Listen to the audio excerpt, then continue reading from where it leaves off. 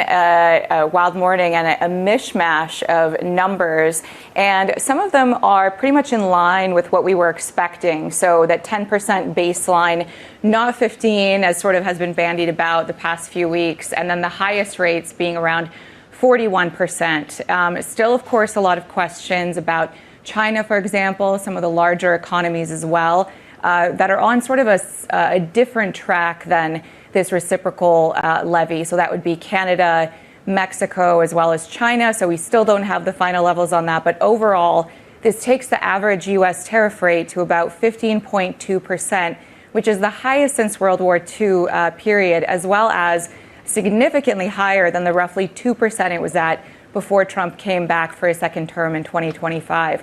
And the countries run the gamut. There were small economies, some large economies as well, of course. Some of them we knew, 25% for India, 15% for South Korea and Japan.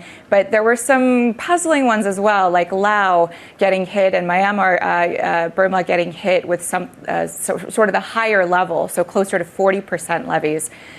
So these are all sort of the final numbers, at least for now, that we have. And some of these countries, of course, are going to keep negotiating, which has been the style so far this year. Well, speaking of which, Canada's been hit with a 35% levy, Katia, but Donald Trump's saying that he's going to talk to Canada's Prime Minister, Mark Carney. Yeah, it's a big question. I mean, this has been one of those trade deals that have been perhaps the most contentious, with the leaders going back and forth, first with Trudeau, now with Carney. And the country just reported second quarter GDP growth that was actually quite positive. So this poses quite a substantial risk. The two leaders will continue negotiations, and this kind of shows how these rates are not necessarily final. So yes, markets do have a bit more certainty now that we have a level that's been published from the April 2nd levels. Some of them are a bit better than those levels. Some of them are a bit worse, like Switzerland, for example, got hammered. But for Canada, for example, this is one of those that will likely continue because they also have the USMCA. So they need to have Mexico at the table as well. So we'll be looking forward to that.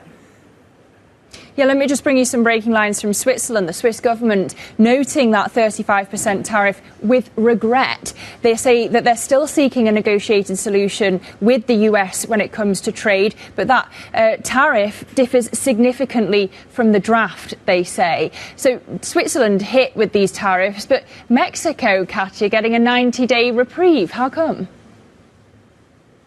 Yeah, Brazil also got a reprieve, we heard earlier this week, and as well as exemptions on some of its goods. And it goes to show just how important these trade ties are for the U.S. economy and for U.S. consumers.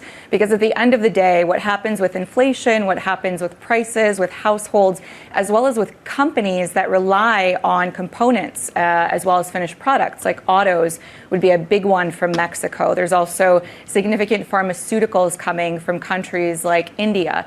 And so having that reprieve would just allow for more time to negotiate. And so perhaps this is sort of what Trump has really been doing, which is announcements, negotiation, another announcement, a bit more negotiation. So we're seeing a bit more of that, the goalpost moving forward just a little bit. So, we'll probably be talking about this again on Monday with some more announcements to come.